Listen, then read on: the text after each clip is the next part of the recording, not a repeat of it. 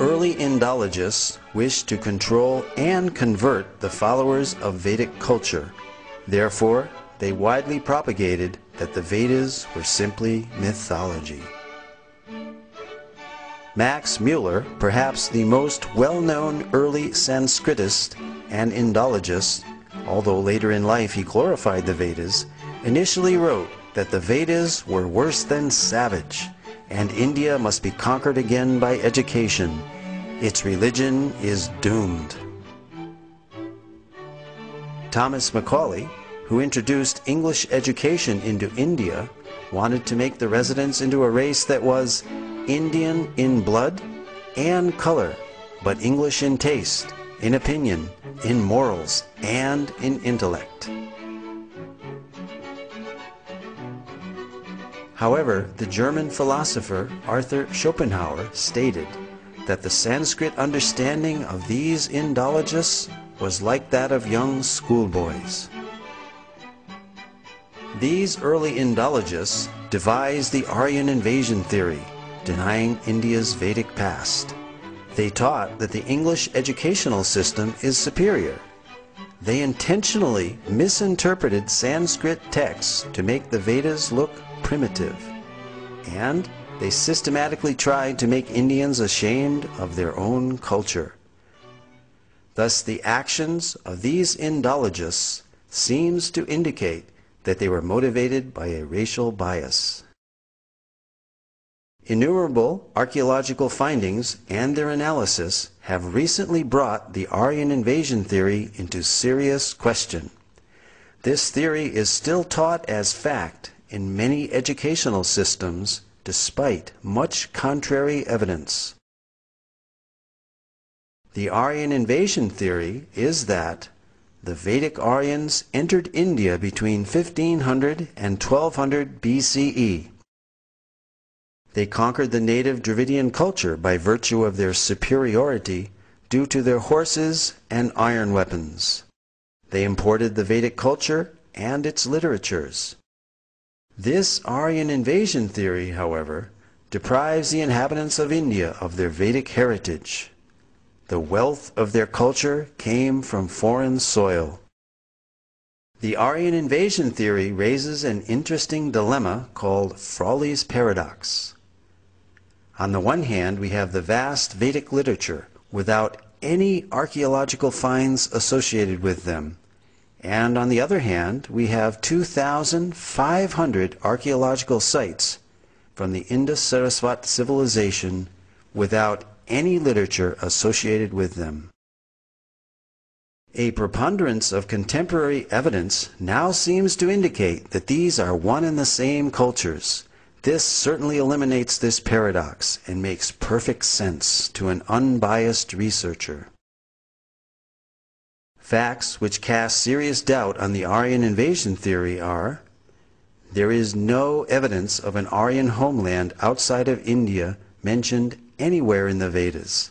On the contrary, the Vedas speak of the mighty Saraswati River and other places indigenous to India. To date, no evidence for a foreign intrusion has been found, neither archaeological, linguistic, cultural, nor genetic. There are more than 2,500 archaeological sites, two-thirds of which are along the recently discovered dried-up Saraswati River bed. These sites show a cultural continuity with the Vedic literature from the early Harappan civilization up to the present-day India. Several independent studies of the drying up of the Saraswati riverbed all indicate the same time period of 1900 BCE. The significance of establishing this date for the drying up of the Saraswati River is that it pushes the date for the composition of the Rig Veda back to approximately 3000 BCE as enunciated by the Vedic literature itself.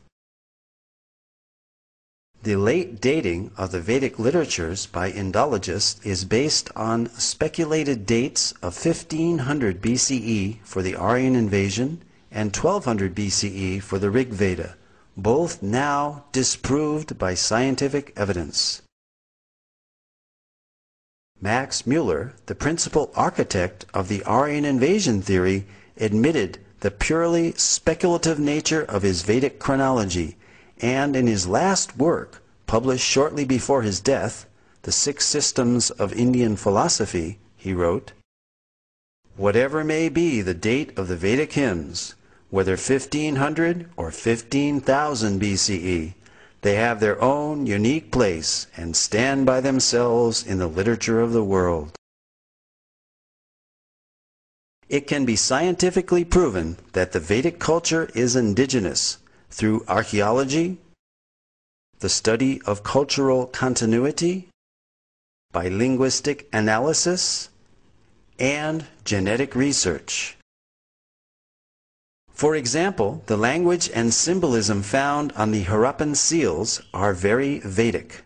We find on these seals the Om symbol, the leaf of the Asvattha or holy banyan tree, as well as the swastika or sign of auspiciousness, mentioned throughout the Vedas.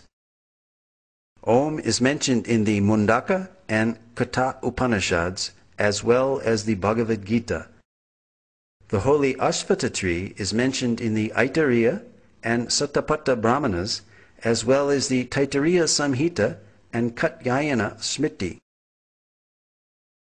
The pictorial script of these Harappan seals has been deciphered as consistently Vedic and termed Proto-Brahmi as a pre-Sanskrit script. High-resolution satellite images have verified descriptions in the Rig Veda of the descent of the ancient Saraswati River from its source in the Himalayas to the Arabian Sea. Pure in her course from the mountains to the ocean, alone of streams, Saraswati hath listened. The mighty Saraswati River and its civilization are referred to in the Rig Veda more than 50 times, proving that the drying up of the Saraswati River was subsequent to the origin of the Rig Veda, pushing this date of origin further back into antiquity, casting further doubt on the imaginary date for the so-called Aryan invasion. This satellite image clearly shows the Indus-Saraswati River system extending from the Himalayas to the Arabian Sea. Here, the Indus River is on the left, outlined in blue, while the Saraswati River basin is outlined in green.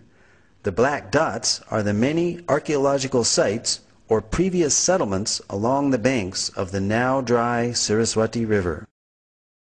The drying up of the Saraswati River around 1900 BCE is confirmed archaeologically. Following major tectonic movements or plate shifts in the Earth's crust, the primary cause of this drying up was due to the capture of the Saraswati River's main tributaries, the Sutlej and the Drishtadyavati, by other rivers. Although early studies based on limited archaeological evidence produced contradictory conclusions, recent independent studies, such as that of archaeologist James Schaffer in 1993, showed no evidence of a foreign invasion in the Indus-Saraswati civilization, and that a cultural continuity could be traced back for millennia. In other words, archaeology does not support the Aryan invasion theory.